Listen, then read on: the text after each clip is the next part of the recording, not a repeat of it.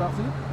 Okay, Barrister Agbor, thank you for accepting this interview. So you've started this strike 2 months ago. So where do you stand today? Thank you for interviewing me. Well, we started the strike close to 2 months ago. We are still on strike. We had a sit-in. We had a peaceful march, which was heavily brutalized by the government in Bamenda and in Boya. We have met the Prime Minister. He made some assurances. We are still waiting for them to put measures in place to see the good faith of the government before we will call a General Assembly and discuss on the way forward.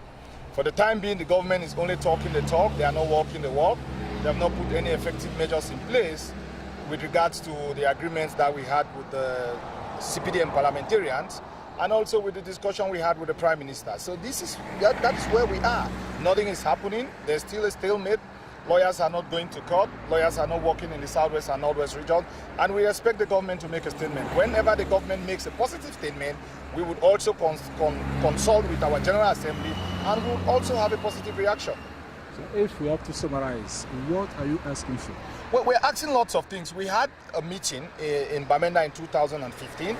On the 9th of, we had a memorandum on the 9th of May in which we gave it to the government, which we itemized the issues that we felt that the government should address. For example, we expected that all laws which are passed in Parliament, all treaties which Cameroon ratified, must be in English and French. We are not saying that we should have a translated version. We meant that all should be in English and French because this constitution of this country talks about bicultural, bilingual, and bilingual nature. And you have to live up to the expectations of the Constitution. We expected to have a common law bench at the Supreme Court. We expected to have a common law section at the NAM. We expected that we should have a law school. We talked about the fact that the educational system of the Anglo-Saxon educational system of the Southwest and Northwest should not be adulterated. We also made mention of the fact that judges of the civil law extraction should be redeployed to the civil law jurisdiction, whereas judges of the common law extraction should be redeployed to the common law jurisdiction. We are not saying we are xenophobic. We are not saying we don't want francophones, because this is not a struggle between francophones and anglophones. It is a struggle between anglophones who feel marginalized and the institutions of the state, meaning that the institution of the state includes some anglophones and the francophone. So it's not a personal anglophone-francophone issue. So these and many other issues that we have raised, it started as something that the lawyers raised, the teachers have joined, but it's a reflection of the bitterness that is existing in Anglophone Cameroon for the time being. People are not satisfied with the government. The government run by mostly francophones, they are trying to assimilate us. And we are saying no to assimilation. Harmonization, which is a good thing. To have the Cameroonization of the law is not a bad thing. But if you want to harmonize, you should not assimilate, because they are using harmonization to circumvent a constitutional provision. So we are saying no to assimilation, no to suppression, no to marginalization, no to oppression. Let us sit on the table like two peoples. These are two peoples who came together. Let us sit on the table as two people and we have a veritable dialogue. All of us love this country. We don't want this country to break up.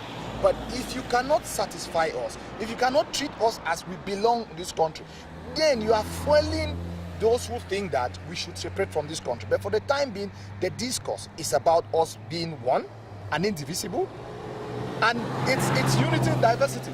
A federal structure does not mean that we want to divide this country, because the discourse being played by those in government, when they talk of one and indivisibility, is like those who are preaching federalism want to divide this country. One and indivisibility should not be cosmetic one. It's just a sloganeering that they say.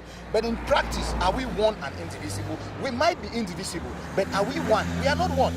It clearly shows that the francophones are lording over the anglophones, and that doesn't bring the oneness. It's like it's like a marriage which is not working, but nobody's talking about divorce. Let us sit on the table. Let us dialogue. Let us go back to the drawing table. Have a veritable constitutional amendment. We look at the constitution and say, okay, we have tried the federal structure. We have gone to a unitary system. Let us go back to the federal structure. Let us address issues. Why can't we have a rotational presidency in this country between the two peoples that came together, the anglophones and the francophones?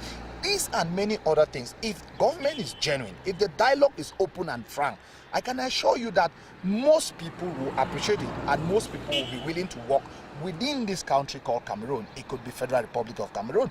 But nothing stops us from going back to the drawing board. But if we don't address the issue, if we don't find a long-term solution, we are heading for disaster. We need to find a long-term solution so that all of us love this country, all of us will build a one an indivisible Cameroon in the sense of the word, not one an indivisibility that is just used by politicians in government to try to paint those who are calling for change in this country to be seen as enemies of the state.